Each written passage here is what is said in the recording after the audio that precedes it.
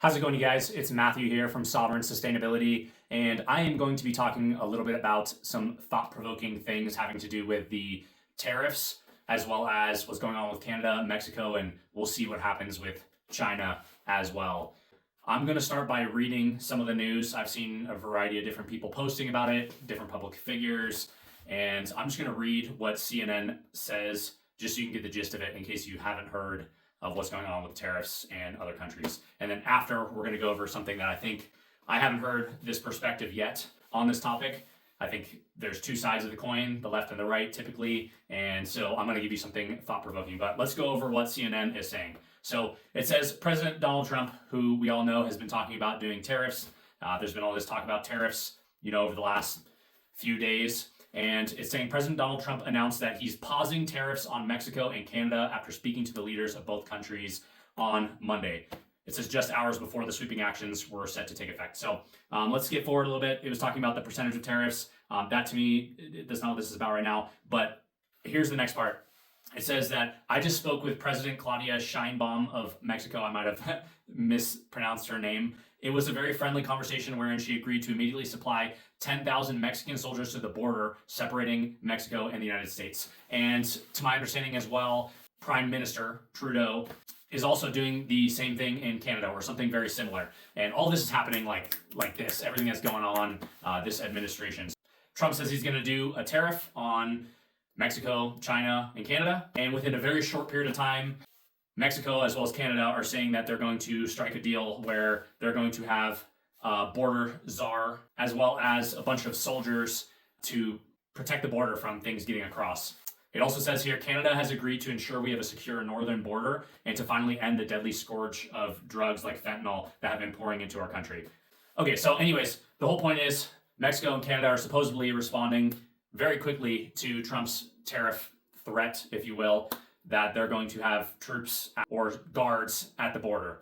This is very interesting. So I'm all for not bringing more fentanyl into our country, not bringing more terrorists into our country. I think those are great goals. Now, on that note, I think there's another perspective we need to look at that nobody's talking about. So let's flash back to 9/11 really quick. So planes crash into the towers, terrorist attack.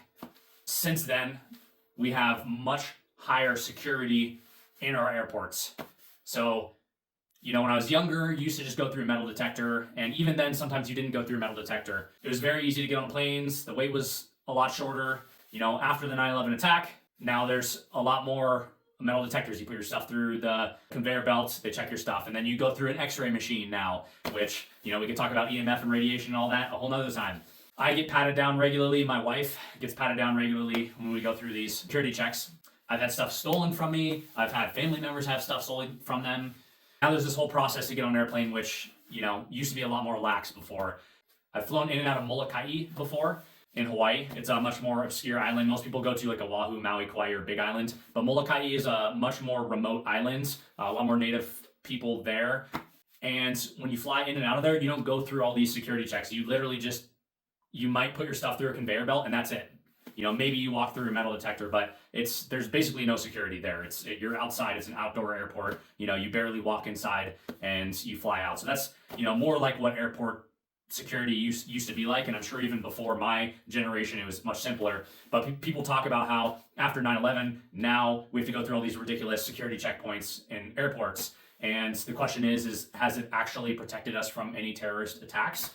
Or is it just some sort of system to surveil people, And also, are we paying more for this service? Is it another way to get money from individuals? I don't know what it is. I don't know the reasoning for it. I don't know if all that is too tinfoil hat for folks. But I'm bringing up 9/11 because although I'm all for not having more fentanyl and terrorists coming into our country, my thought process went towards that. Is now we're going to have 10,000 more people at both sides of the border in the United States of America.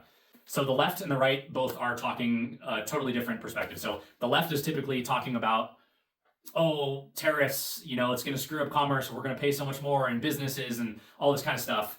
And on top of that, if you talk about the immigration policies, the left is like talking about how it's wrong to be deporting families and all this kind of stuff. So that's the left's perspective. They're talking more about the increase in pricing that we're going to pay with tariffs, as well as how immoral it is to send people back across the border. So that's what the left is talking about. On the right side of the coin, people are all excited because, terrorists are getting deported. And on top of that, now our borders are going to be more secure because we have Canada and Mexico who are going to be putting people at the border to protect us from these threats.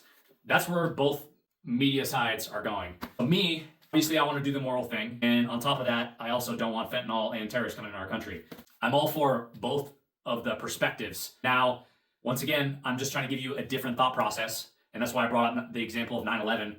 Essentially, we lost some of our rights to board an airplane swiftly and effectively and not have to pay extra security guards to check our luggage and see if we might have anything that they don't want us to have. Now we're going to have 10,000 more people on both sides of the border checking us when we come in and out of the country. That's where my thought process goes with all of this. I just wanted to bring up a thought-provoking subject for us all to think about when it comes to these things. I think you should be careful when listening to both the left and the right media because they both have an agenda they're pushing. And I think we need to be wise. We need to be alert when we're reading the news because we don't really know what's going on behind the curtain. So I don't know what's going on. I can't say that this question and this thought process about 9/11 and having more search and seizure being really what the point of this is. It could be something totally different. I could be thinking the wrong type of thing. But immediately when I heard about 10,000 more guards at both borders and how quick they're willing to negotiate these terms, that's where my mind went. So hopefully that's thought-provoking for you guys. I'm planning on sharing more news, thought-provoking comments and questions in the future. I don't want to be a news reporting channel. However, my mission is to help people be more sovereign, meaning that they don't have to rely on anybody else or any system. I want you to be a sovereign and sustainable unit that can survive off of the man-made system. And so anytime I report on anything news related, I want it to be thought-provoking so that you can be like, what is actually going on here? And how should I be thinking about what's going on in the news and in the world so that you can be more prepared and more able to provide for yourself and your family without having to rely on anyone else. So let me know your thoughts in the comments. If you think that my thought process is completely stupid, great. I hope you share that comment. If you think that I'm onto something, please share that. If you think there's another thought process that's not being shared in the media, let me know what that is as well. But I want your true opinions. What do you think about search and seizure? What do you think about surveillance? What do you think about 10,000 more people on both sides of the border of the United States of America? Do you think it's all good? Do you think it's good and bad? Do you think it's all bad?